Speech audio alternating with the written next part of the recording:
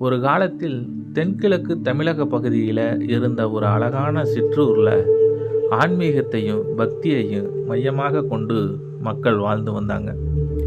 அந்த ஊரில் பசுமாடு தெய்வமாக வணங்கப்பட்டது. மரங்கள் சாலையோர கோவில்களாக நின்றன. ஆனால் அந்த காலத்து மக்கள் அனைவரும் ஆன்மீகத்தில் நம்பிக்கை கொண்டவர்களாக இருக்கவில்லை. அந்த கிராமத்தில் நாகன் என்ற மனிதன் வாழ்ந்தான். அவன் தன்னை அறிவாளியாக நினைத்து கொண்டு தெய்வ நம்பிக்கைகளையும் சடங்குகளையும் திட்டவட்டமாக மறுத்து வந்தான். கடவுள் என்ற ஒன்றுமில்லை, எல்லாம் வெறும் மனிதரின் கற்பனை என்று பெருமையாக சொல்லிக்கொள்வான். அவனின் வார்த்தைகள் பலரை பாதித்தன. ஆனால் யாராலும் அவனை மாற்ற முடியவில்லை. ஒரு நாள் அந்த ஊருக்கு சித்தர் ஒருவர் வந்தார். யாராலும் கண்டறிய முடியாத அமைதியுடனும் பிரகாசத்துடனும் இருந்த அந்த சித்தரை மக்கள் வணங்கத் தொடங்கினர்.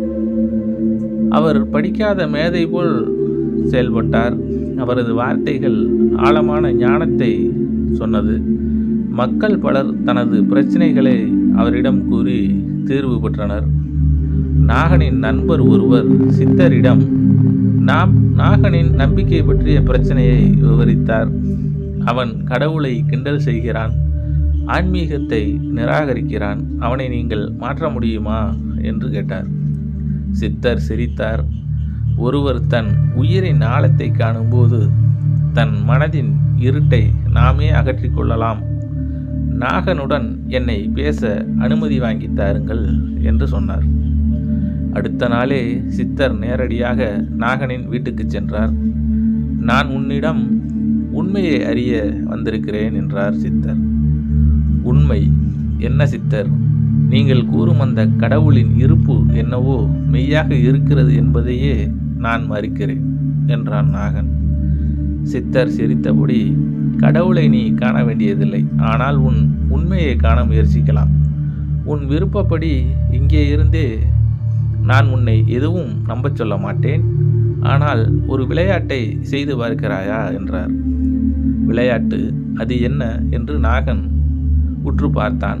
சித்தர் கூறினார், ஒவ்வொரு நாளும் உன் மனதை கவனி.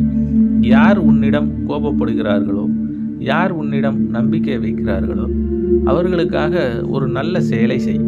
ஆனால் அதை எதற்காகவோ செய்ய வேண்டாம், உன் சொந்த மனதுக்காக மட்டும் செய் என்றார். நாகன் முதலில் சித்தரின் வார்த்தைகளை ஏற்க மறுத்தான். ஆனால் சித்தரின் அமைதி, மௌனம் மற்றும் பொறுமை அவனின் மனதில் ஒருவித சிந்தனையை விதைத்தது. சரி என்றான் நாகன். நான் உங்களின் விளையாட்டை ஆடுகிறேன், ஆனால் இது எதையும் மாற்றாது என்றான். நாட்கள் சென்றன. நாகன் சித்தரின் ஆலோசனைகளை பின்பற்றி நல்ல செயல்களை செய்ய தொடங்கினான். அவன் யாருக்கு உதவினாலும் அதனால் ஒரு ஆழ்ந்த சந்தோஷம் அவனை ஆட்கொண்டது. அவனுக்குள் மாற்றம் வெகு நேரத்துடனேயே ஆழமாக தோன்றியது. ஒரு நாள் நாகன் சித்தரிடம் வந்தான். நான் கடவுளை இன்னும் காணவில்லை, ஆனால் என் மனம் சமநிலையுடன் இருக்கிறது. நான் உண்மையாகவும் அன்பாகவும் இருக்கிறேன் என்றான். சித்தர் சிரித்தார். அதுவே கடவுள். அவனை வெளியே தேடாதே, அவன் உன் உள்ளுக்குள் தான் இருக்கிறான் என்றார். அன்று முதல் நாகன் உணர்ச்சி அளவில் மாற்றமடைந்தான். அவன் நம்பிக்கையற்றவனில் இருந்து அனைவரையும் ஒருமைப்படுத்தும் நல்ல மனிதனாக மாறினான். கதையின் உள்மன அர்த்தம், கடவுளின் இருப்பு என்பது வெளிப்படையாக கண்டு கொள்ளப்பட வேண்டியது அல்ல.